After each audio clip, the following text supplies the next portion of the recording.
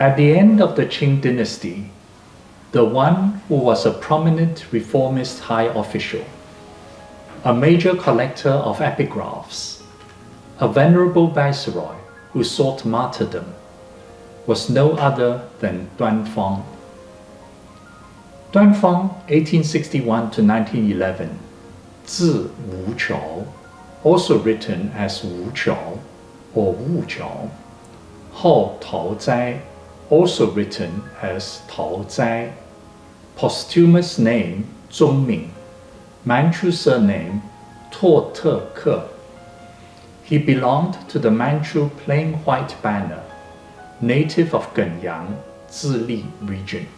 Around the 5th year of the Guangxu reign, 1879, Tuan Fang attained the qualification of Yin-sheng, Imperial College student by inheritance. Yin-sheng qualification was inaccessible through imperial examination. It was a special accord from the court to acknowledge the contributions of the person's forefathers, entitling the person to study at Kuo-tzu-chien, the Imperial College. In the 8th year of the Guangxu reign, 1882, Tuan Fang attained the degree of chü-jen, a provincial graduate. In the 11th year of the Guangxu reign, 1885, his father passed away, and in the following year, his mother passed away too. He did not hold any official posting for 3 years in order to abide by the custom of Ting-yu, known as the custom of filial mourning. In 瑞勋集7 compiled annotations of the collected works of Rui Xun, written by the assistant editor of the Bureau of Historia Qing, Rui Xun, 1858 to 1936, and annotated by Du Hongchun and Zheng Feng. There is a concise summary of the life and appointments of Tuan Fang, especially regarding his early postings.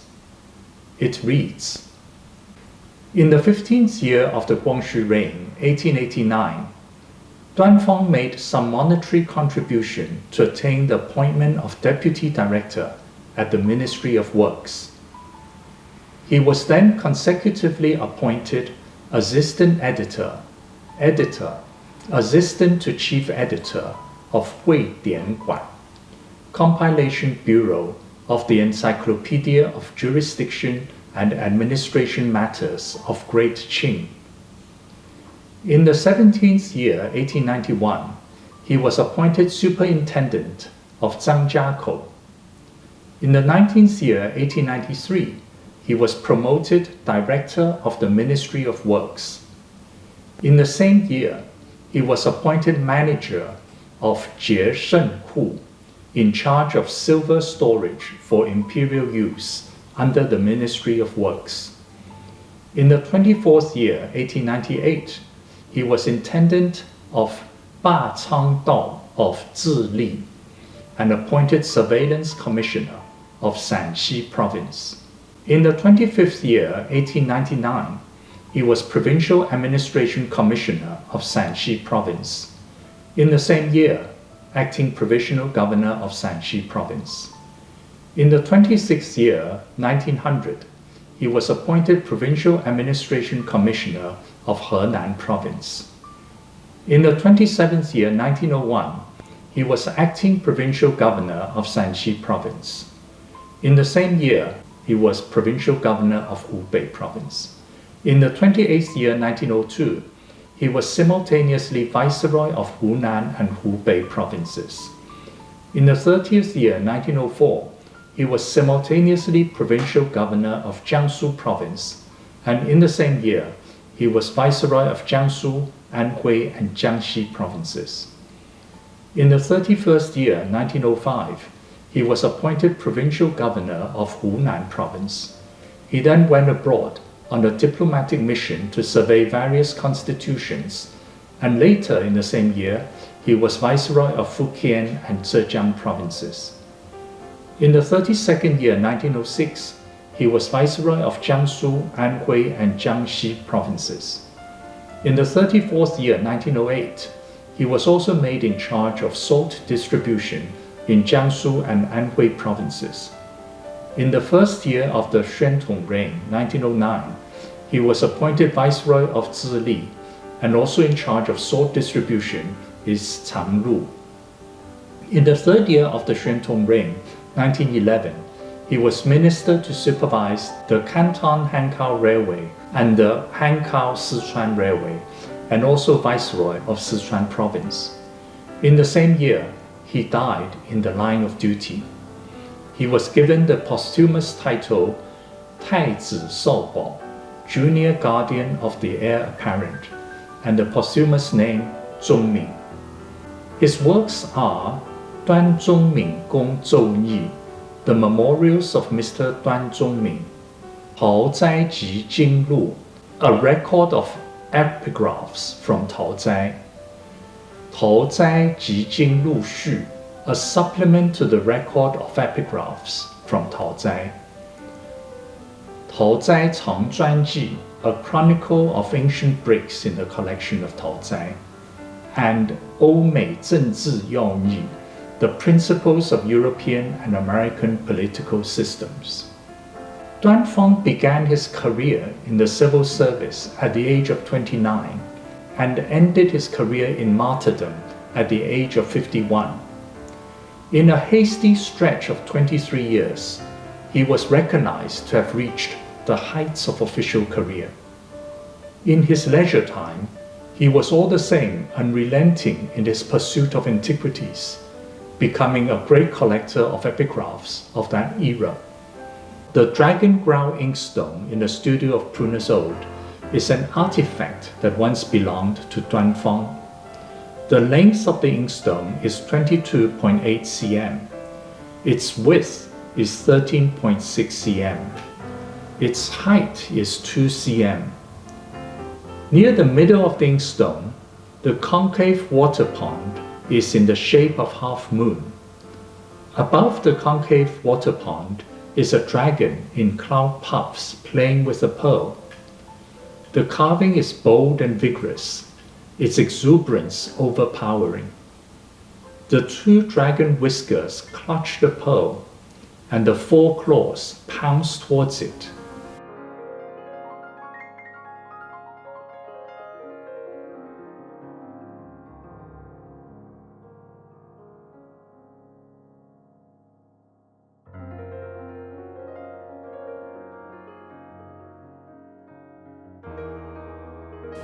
Along the four sides of the inkstone, there is a natural thin white vein of the stone that runs parallel to the rim of the inkstone, resembling a jade belt around the waist.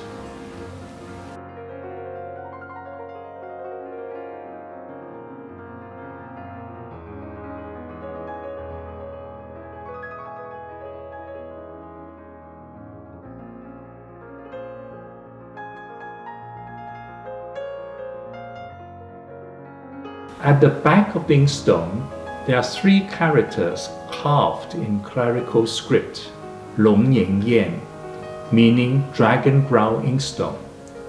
There are three lines of small characters in cursive script. Their calligraphic strokes are imbued with energy and vitality.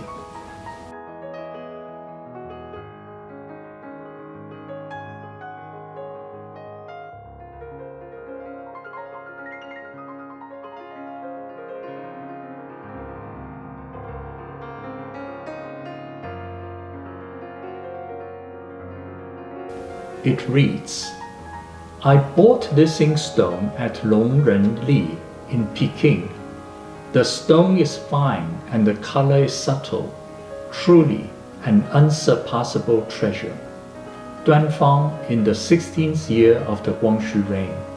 Seal engraving Tuan Fang.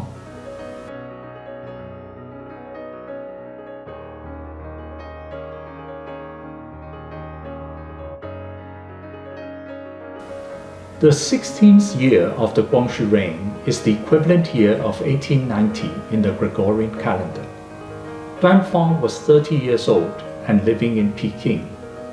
According to Rui Xun Ji Qi-chen, compiled annotations of the collected works of Rui Xun in the 15th year of the Guangxu reign, 1889, Tuan Fang acquired the position of Deputy Director at the Ministry of Works through a monetary contribution.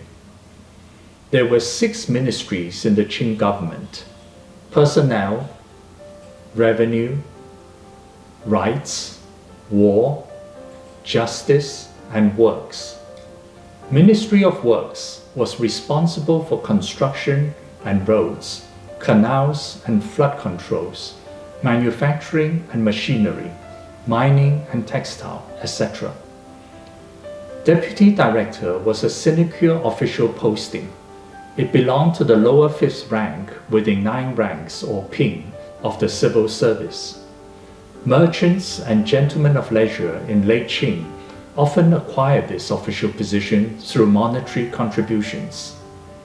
In the 16th year of the Guangxu reign, 1890, Tuan Fang was consecutively appointed Assistant Editor, Editor and Assistant to Chief Editor of Hui Dian Guan, Compilation Bureau for the Encyclopedia of Jurisdiction and Administration Matters of Great Qing. Hui Tian Guan was in charge of the compilation of Xing Ding Da Qing Hui Dian, Encyclopedia of Jurisdiction and Administration Matters of Great Qing by Imperial Order. In the Ch'ing Dynasty, the encyclopedia was edited and revised 5 times. The first edition was undertaken between the 23rd, 1684 to the 29th year, 1690, of the Kang-hsü reign. The second edition was undertaken between the 2nd year, 1724, to the 10th year, 1732, of the Yongzheng reign. The third edition was undertaken between the 12th year, 1747, to the 29th year, 1764, of the Qianlong reign. The fourth edition was undertaken between the 6th year, 1801, to the 23rd year, 1818, of the Jia Qing reign. The fifth edition was undertaken between the 12th year, 1886, to the 25th year, 1899, of the Guangxu reign. Hui Tian Guan was only a temporary bureau. It was not designated to any fixed location during these reigns.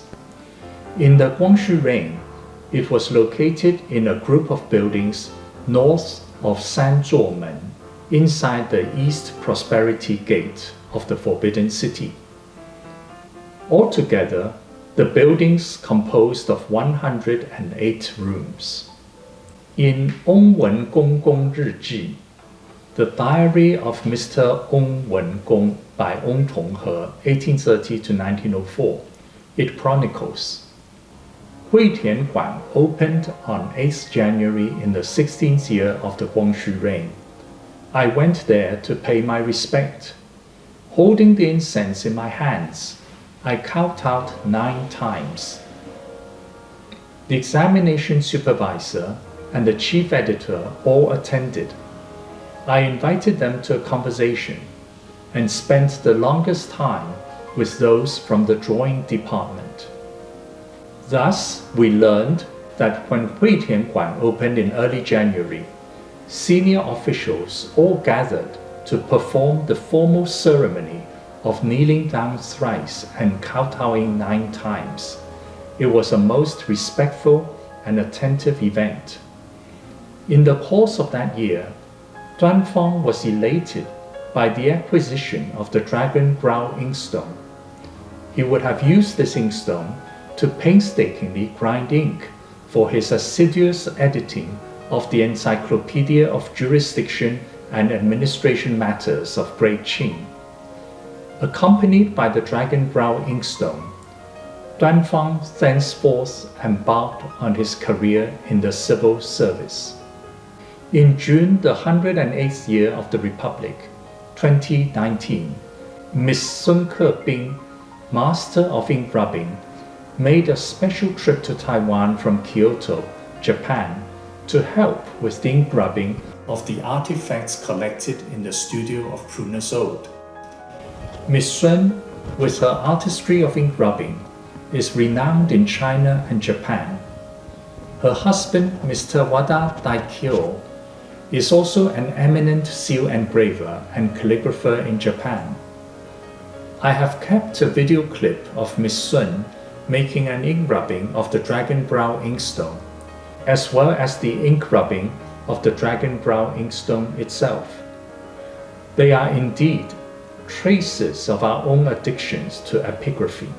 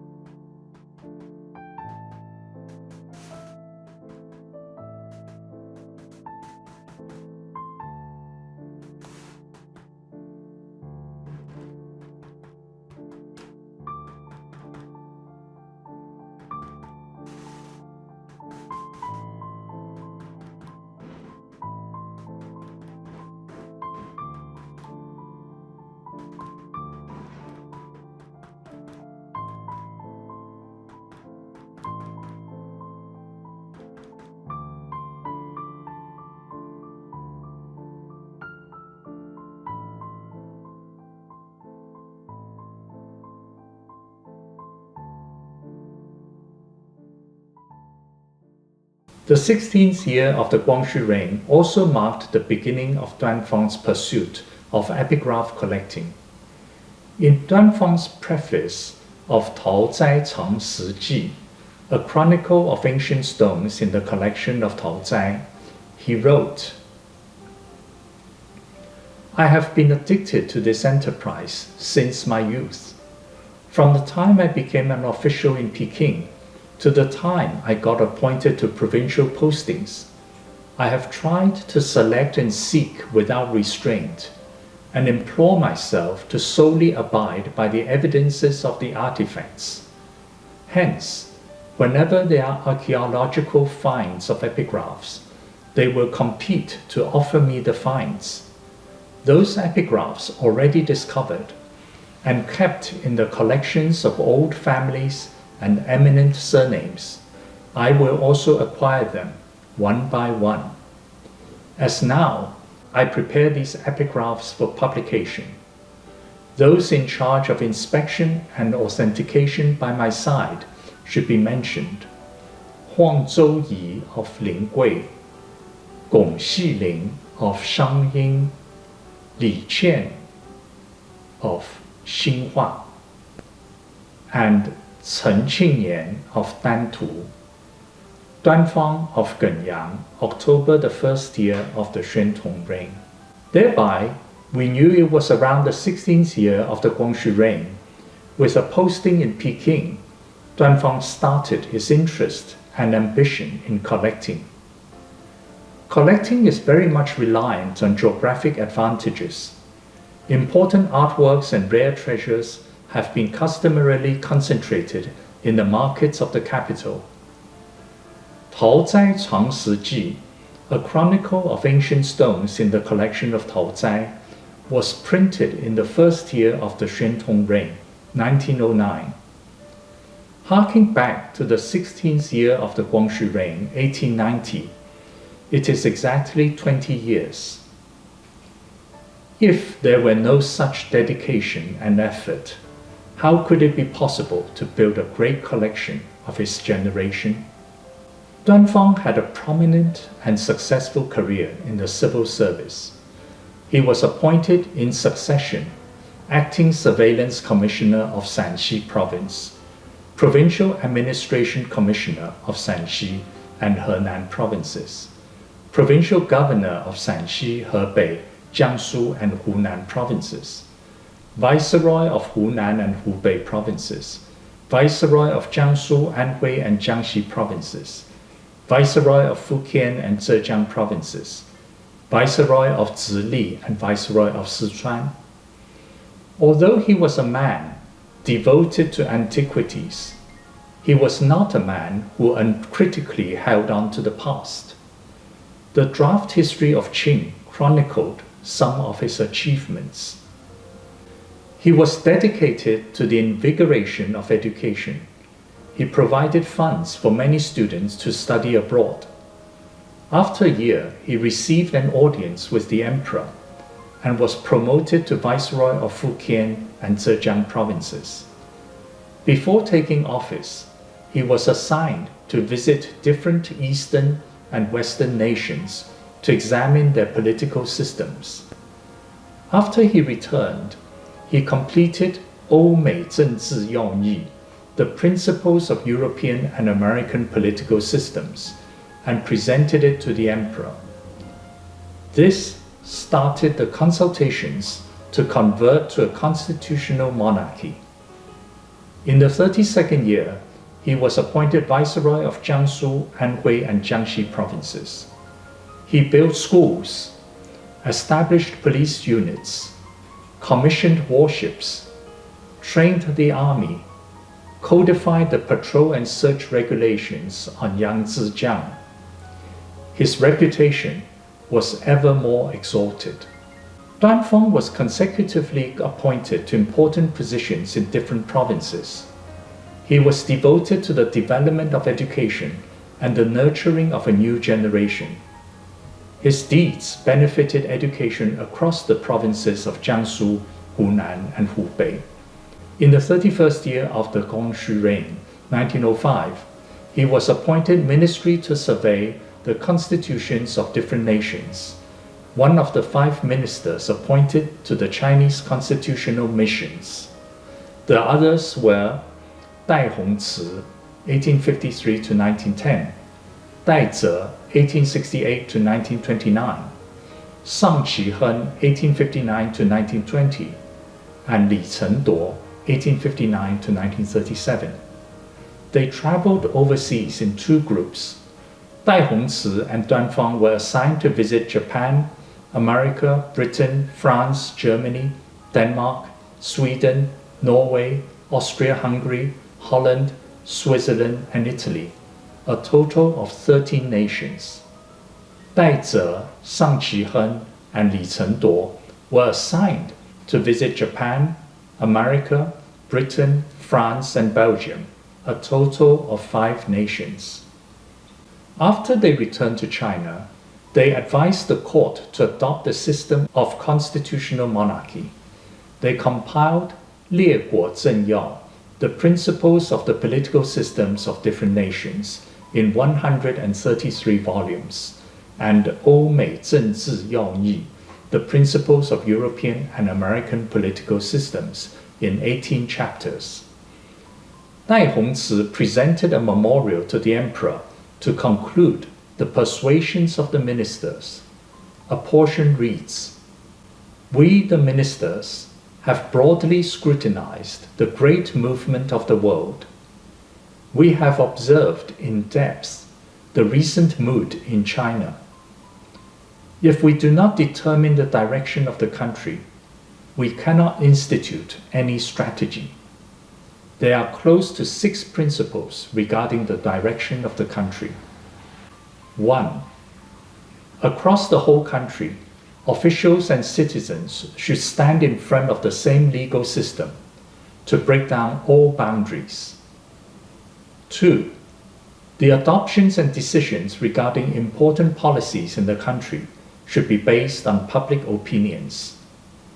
3.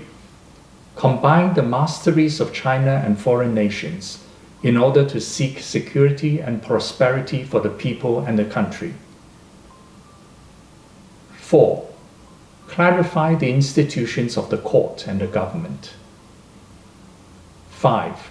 Define the jurisdictions of the central government and the local government. 6. Make public all national policies and government affairs. The court can explicitly announce the above 6 principles as edicts, pledge them to the world, and determine the direction of the country. In the region of 15 to 20 years, constitution can be proclaimed, parliament can be convened, and constitutional monarchy can be implemented." This memorial was presented in the 32nd year, 1906. Dai Hung-tz'u, Tuan Fang, and the other ministers all strove for the future of China, not for the self-interests of one family, nor one clan, nor one party. For today's Chinese to read this memorial, it must be shocking and frightening. The propositions: across the whole country, officials and citizens should stand in front of the same legal system to break down all boundaries. The adoptions and decisions regarding important policies in the country should be based on public opinions. These and the other principles are still unattainable in mainland China today. In the studio of Prunus Ode, there is a copy of the report of the visit of the Imperial Chinese Special Mission to Christiania.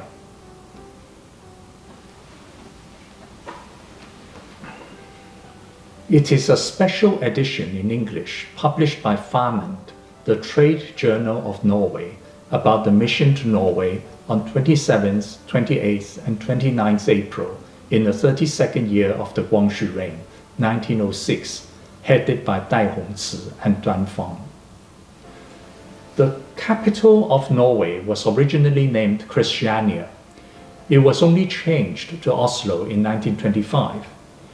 This report may be the only official brochure published during the 13-nation tour of the Chinese missions. It is of some importance. The mission to Norway, led by Dai Hung-tz'u and Tuan Fang, came about from a last-minute recommendation. The trip was scheduled to take place on 27th April, and the Norwegian Ministry of Foreign Affairs was only notified on 23rd April. Although the Norwegian Ministry of Foreign Affairs hastily organized the hosting of the mission, the elaborate hospitality afforded was unmarred.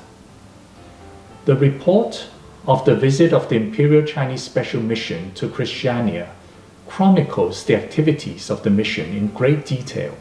It is possible to deduce, with regard to the mission's visits to other countries, their schedules are mostly similar. On the first page of the report, there are two separate portraits of Dai Hung-tz'u and Tuan Fang. Below is a list of the 14 members of the diplomatic corps. Two English secretaries are listed, one of whom is Alfred Shaoji-si, 1877 to 1958. He later became a prominent diplomat of the Republic of China, serving successively as ambassador to Britain and the United States.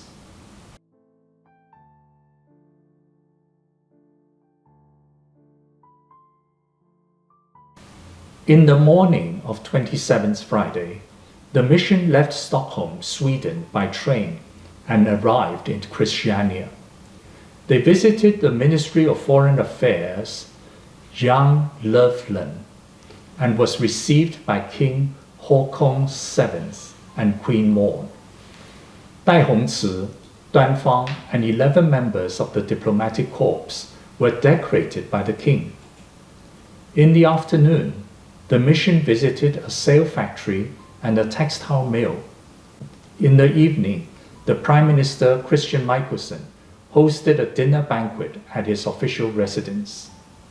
In the morning of 28th Saturday, the mission visited Villaden Skola, the largest public primary school, a shipbuilder, and a special trade exhibition that introduced 26 important Norwegian companies. King Haakon VII and Queen Maud hosted a lunch banquet at the royal palace. In the afternoon, they visited 3 museums and was shown Norwegian artifacts and some Chinese artifacts. Tuan Fang was a specialist of Chinese cultural artifacts. For him to come across such relics beyond the oceans was no less an emotional affair. In the evening, a number of ship owners and merchants jointly hosted a dinner banquet at the Grand Hotel. At noon on 29th Sunday, the Committee of the Exchange and Chamber of Commerce of Christiania hosted a lunch banquet at the Holmenkollen Tourist Hotel. Afterwards, the mission proceeded to the National Theatre to attend the performance of Forsegrimen. They left Christiania that evening on a 11:10 train to Copenhagen, Denmark. Flipping through this report over 100 years ago is akin to being a member of the diplomatic corps, traveling through Christiania again. In May, the 3rd year of the Xuantong reign, 1911, the Hankow-Sichuan Railway and the Canton-Hankow Railway were nationalized.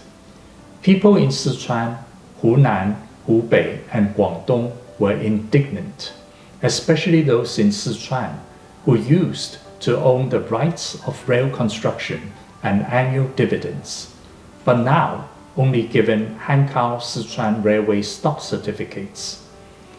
At the end of June, Sichuan Baolu Tongzhi Hui, Association of Sichuan Comrades of Railway Protection, was established in Chengdu. Strikes by workers and students were organized. Suppression by the Qing government eventually led to bloodshed. Revolutionaries from Zhongguo Tongmeng Hui also infiltrated the association with the intention to direct these activities towards revolution. In September, Tuan Fang was appointed minister to supervise the Canton-Hankow Railway and the Hankow-Sichuan Railway, as well as Viceroy of Sichuan Province. He was given the task to defuse the situation from further mayhem. On 10th October, a pivotal uprising broke out in Wuchang that led to more uprisings across the country. On 22nd November, the Sichuan army in Chung-min declared independence, and on 27th November, the Sichuan army in Chengdu declared independence. That same day, Tuan Fang led a detachment from the new army of Hubei province into Sichuan province. When they were traveling through Zizhong County at the outskirts of Chengdu, the troops mutinied and killed Tuan Fang and his brother Tuan Shu-zhong, prefect of Henan province. As a prominent reformist high official and a connoisseur of epigraphy, the death of Tuan Fang in the wrong place is indeed deeply regrettable. However, the distinguished scholar of epigraphy Tseng-yu, 1866 to 1940, wrote an article titled Tuan Zhongmin Gong Si Si Zhuang, an account of the death of Mr. Tuan Zhongmin. Mr. Tuan Zhongmin was the posthumous name of Tuan Fang granted by the emperor. The article clarified that Tuan Fang's martyrdom was not accidental. It was a conscious and premeditated act, an accomplishment of the Confucian virtues of benevolence and righteousness, a preservation of integrity at a time of devastation. Being so, Tuan Fang was killed in the right place after all, and his conduct of martyrdom was befitting of Confucian orthodoxy. Tseng-yu wrote in Tuan Zhongmin Gong Si Si Zhuang an account of the death of Mr. Tuan Zhongmin. Mr. Tuan Zhongmin had embraced martyrdom in the winter of Xinhai year 1911, during the Xuantong reign. At that time, some people in Sichuan remarked that he might not have always cultivated the determination to end his life. He was carefree by nature, and it was a sudden mutiny. I am the few who understand him, but I have nothing to explain. By Jia Yin year 1914, I returned to China and visited Shenzhen-zi 1850 to 1922 in Shanghai. He talked about his martyrdom. The education minister was melancholic and at a loss as he recounted. From what I heard, Mr. Tuan Zhongmin had always retained the determination to die. When his detachment was stationed in Zizhong County, a Sichuan general named Yu Dahong came from the city with 500 soldiers. He was a former subordinate and knew that a mutiny was about to take place. He was most earnest to see him and said, "Today, human hearts change from morning to evening. The place where you are staying is not safe. If you proceed to Chengdu or retreat to Yichang, the mutiny can be avoided. Although there are only 500 soldiers in my detachment, this is still adequate to protect you from danger." Before Mr. Tuan Zhongmin could reply, Dahong continued, "The calamity is pressing. Please decide quickly." Mr. Tuan Zhongmin was unhurried and thanked Dahong. He replied, "In my old age, I only know of the command of the emperor. Wherever the military is stationed, there must be petitions to the court. If I move the troops today, I must have approval from the court. You must leave. I thank you for your kindness." Da Hong understood his wish. He sighed and wept and bid him farewell. Not more than a day, the mutiny took place. Da Hong understood that the will of Mr. Tuan Chung-min could not be contravened. He came to Shanghai to tell me this. He could not hold his tears even then. Had he not always cultivated the determination to end his life? I was startled when I heard this. I said, "This must be revealed to the world and to future generations." I have placed the inkstone that belonged to Tuan Fang on my desk, gazing at it day and night, as if I were in his presence. The years of the Kuang-hsü and Xuantong reigns, the grand ambitions of modernization, the epigraph collecting that outshone a whole generation, the passionate sacrifice for Confucian virtues, are vicissitudes of time the inkstone has been party to. The inkstone has been transfigured into a vessel of remembrance of China past.